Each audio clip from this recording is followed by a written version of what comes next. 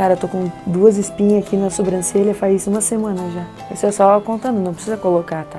Alô, meninos e meninas deste meu Brasil brasileiro? Como diz o Diego, deste meu Brasil altaneiro? Eu tô com um olhar muito 43, né? Tá no ar mais um TBT aqui nas redes sociais da 93. O meu lookinho de Missy Elliott. O nome do gato é Elliott. E aí no final da Missy Elliott. Entendeu? Meu! É da loja alternativa ali da Galeria Xereda. Semana que vem tem novidades, tá bom? Beijo pra Lana. Então, no TBT de hoje eu vou falar sobre um álbum que completou em 2020 40 anos e que deu um novo sentido para o rock and roll. Sim, vou falar sobre o Back in Black do AC/DC. Roda a vinheta. Menhal.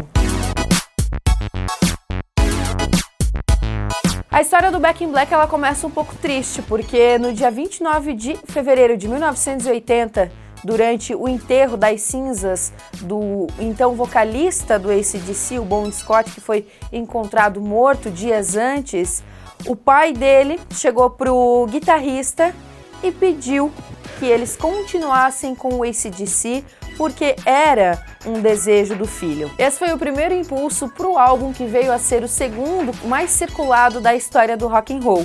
Para se ter uma ideia, Back in Black ele só fica atrás do álbum Thriller, do Michael Jackson, que vendeu 66 milhões de cópias.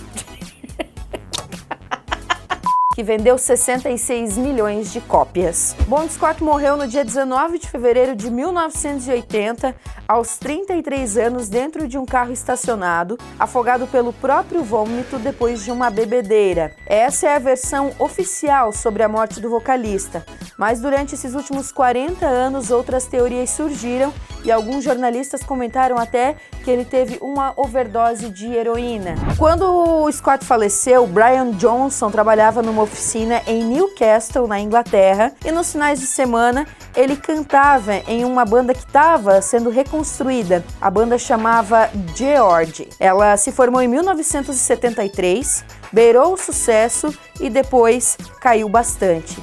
Ele estava com 32 anos e considerava que o seu sonho de viver da música já tinha acabado.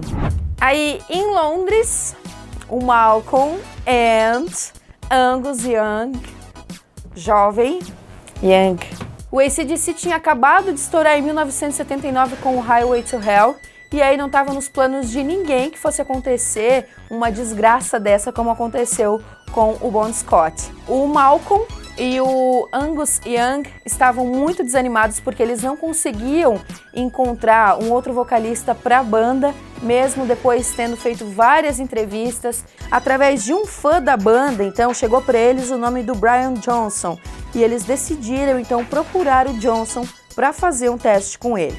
Não foi fácil de encontrar o Brian, ele não tinha pila para ir até Londres fazer o teste, mas conseguiu chegar lá porque ele tinha uma outra entrevista de emprego, e aí quando chegou ele se surpreendeu.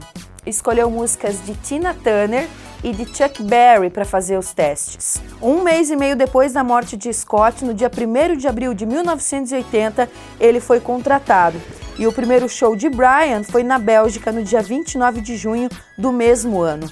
O Back in Black, que já tinha algumas músicas esboçadas por Scott, foi gravado nas Bahamas e antes de ser lançado, o grupo decidiu testar as músicas em shows. O Back in Black saiu no dia 25 de julho de 1980, 5 meses depois da morte do vocalista. A capa preta, o título e todo o disco são uma homenagem ao Scott. O álbum imediatamente começou a escalar posições nas listas dos mais vendidos, tanto nos Estados Unidos como na Europa. A chegada do novo vocalista do AC/DC trouxe um novo momento para o grupo, porque os integrantes pararam de viver com incertezas, que era o que o Scott trazia para eles por conta do abuso no uso de álcool e de drogas. Às vezes ele ficava dias sem aparecer e também, em muitas ocasiões, ele não conseguia aguentar um show inteiro por conta do estado que ele ficava depois de usar muito álcool e muita droga. O Back in Black é considerado um dos principais lançamentos do heavy metal para a década de 1980 porque ele trouxe um novo sentido para o estilo musical. Galera, esse foi mais um TBT aqui nas redes sociais da 93. Semana que vem eu volto com mais.